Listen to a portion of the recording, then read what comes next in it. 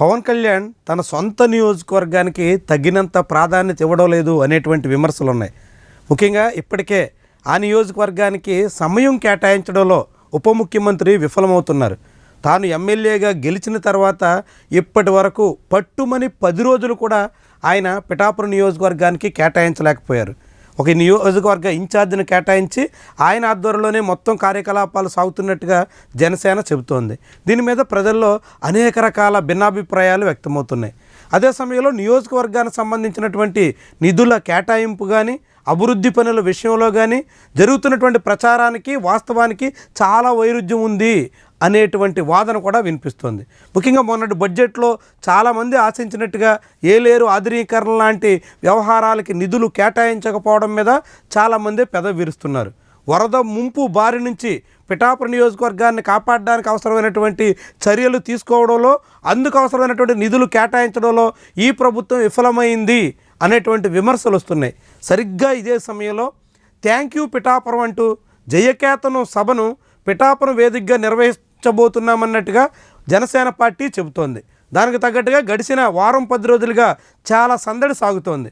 పిఠాపురం నియోజకవర్గం పవన్ కళ్యాణ్కి అడ్డా అంటూ నాదెండ్ల మనోహర్ పేర్కొన్నారు. అంతేకాకుండా పిఠాపురం ఓటర్లు పవన్ కళ్యాణ్ని ఆశీర్వదించినందుకు కృతజ్ఞతగా థ్యాంక్ యూ పిఠాపురం అంటూ ఈ సభ నిర్వహించబోతున్నట్టుగా ప్రకటనలు అయితే వస్తున్నాయి. కానీ వాస్తవం అందుకు విరుద్ధంగా కనిపిస్తోంది.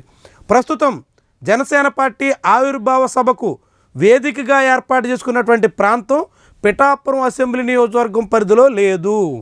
పిఠాపురం నియోజకవర్గం పరిధిలో ఈ సభను జరపడం లేదు. పిఠాపురం అసెంబ్లీ పరిధిలో అనేక స్థలాలు ఖాళీగా ఉన్నాయి. అనేక చోట్ల సభ జరపడానికి అవకాశం ఉంది.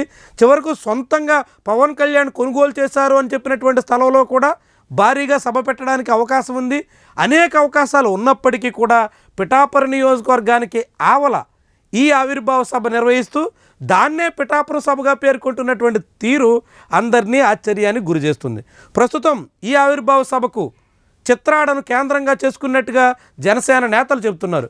కానీ ప్రస్తుతం ఎస్బీ వెంచర్స్ అనేటువంటి ఒక ప్రైవేటు రియల్ ఎస్టేట్ కంపెనీకి సంబంధించిన స్థలంలో జనసేన పార్టీ ఆవిర్భావ సభ నిర్వహిస్తున్నారు.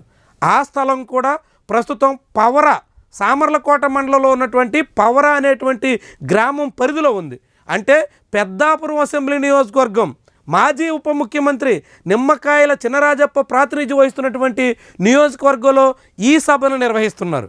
ఆ నియోజకవర్గం పరిధిలో ఈ సభ జరగబోతోంది. అంటే పెద్దాపురం అసెంబ్లీ నియోజకవర్గం పరిధిలో సభ జరుపుతూ దాన్ని పిఠాపురం నియోజకవర్గం పరిధిలో జరుపుతున్నామన్నట్టుగా చిత్రీకరిస్తున్నటువంటి తీరు మీద చాలామందే విస్మయం వ్యక్తం చేస్తున్నారు. అసలు పిఠాపురం నియోజకవర్గంలో సభ జరిపి పవన్ కళ్యాణ్ సొంత నియోజకవర్గంలో జరిపాము అని చెప్పుకోవడానికి బదులుగా మాజీ ఉప ముఖ్యమంత్రి నియోజకవర్గంలో సభ జరుపుతూ ప్రస్తుత ఉప ముఖ్యమంత్రి నియోజకవర్గంలో జరుపుతా ఉన్నామన్నట్టుగా చిత్రీకరిస్తున్నటువంటి వైనం పెద్ద చర్చకు ఆస్కారం ఇస్తుంది.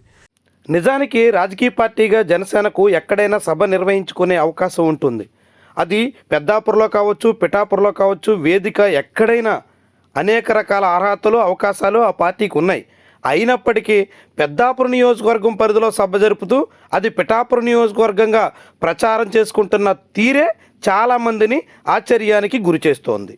దీని నేపథ్యంలోనే అనేక రకాల అభిప్రాయాలు వ్యక్తమవుతున్నాయి. మరి జనసేన నేతలు ఏం చెప్తారో, పిఠాపురం నియోజకవర్గంలో పవన్ కళ్యాణ్ సొంత నియోజకవర్గంలో ఇప్పటివరకు ఆయన సమయం ఇవ్వకపోయే, తగినన్ని నిధులు రాకపోయే, చివరికి ఆవిర్భావ సభ కూడా ఆ నియోజకవర్గం ఆవల నిర్వహిస్తూ పిఠాపురం పేరు మాత్రం చెబుతున్నటువంటి తీరు మీద చాలామందే విస్మయం వ్యక్తం చేస్తున్నారు.